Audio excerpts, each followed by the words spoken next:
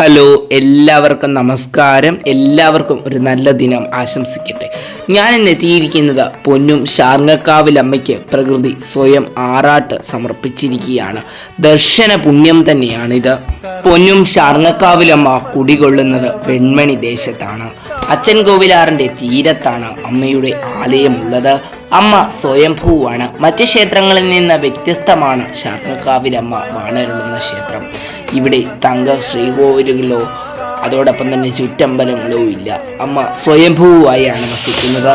അമ്മയുടെ തീരത്തുള്ള അച്ഛൻ കോവിലാറിന്റെ അടിത്തട്ടുകളിൽ അമ്മയ്ക്ക് തങ്ക ഗോപുരത്തോടു കൂടിയ ശ്രീകോവിലുകളും മതിൽക്കോട്ടങ്ങളും ചുറ്റമ്പലങ്ങളും തുടങ്ങിയ വലിയ ആലയവും കൊട്ടാരവും സ്ഥിതി ചെയ്യുന്നു.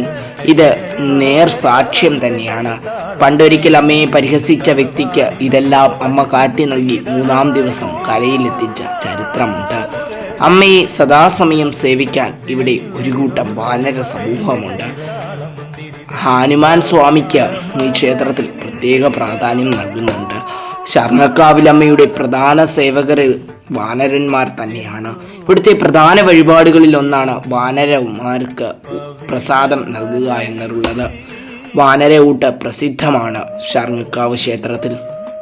അമ്മ വാണരുളുന്ന ഈ പുണ്യഭൂമിയിൽ എല്ലാ വർഷവും അമ്മയ്ക്ക് പ്രകൃതി ആറാട്ട് സമർപ്പിക്കാറുണ്ട്.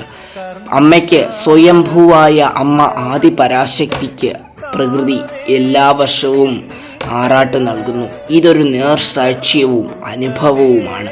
അമ്മയെ ഈ അവസരത്തിൽ ദർശിക്കുക എന്നത് തന്നെ പുണ്യം തന്നെയാണ്. കണ്ടില്ലേ, അമ്മയുടെ ക്ഷേത്രം മൊത്തം വെള്ളത്താൽ ചുറ്റപ്പെട്ട് കിടക്കുന്നു. അമ്മയ്ക്ക് സ്വയം പ്രകൃതി ആറാട്ട് നൽകിയിരിക്കുകയാണ്. അമ്മയുടെ ക്ഷേത്രം സന്ദർശിച്ചാൽ അനുഭവ സാക്ഷ്യം തന്നെയാണ്. ആദിപരാശക്തിയായ അമ്മയുടെ മഹത്വം തിരിച്ചറിയാത്തവരായി ആരും തന്നെയില്ല. സർവാഭരണ വൈഭൂഷിതയായ ശാർങ്ങക്കാവിലമ്മ എന്നും എല്ലാവരിലും അനുഗ്രഹം ചെയ്യുന്നു. ആദിവ്യാധികളിൽ നിന്ന് അമ്മ മുക്തി നൽകുന്നു. അതോടൊപ്പം തന്നെ എല്ലാ വർഷവും മേടമാസത്തിലെ വിഷുനാളിലാണ് അമ്മയുടെ ചരിത്രപ്രസിദ്ധമായ വിഷു മഹോത്സവം.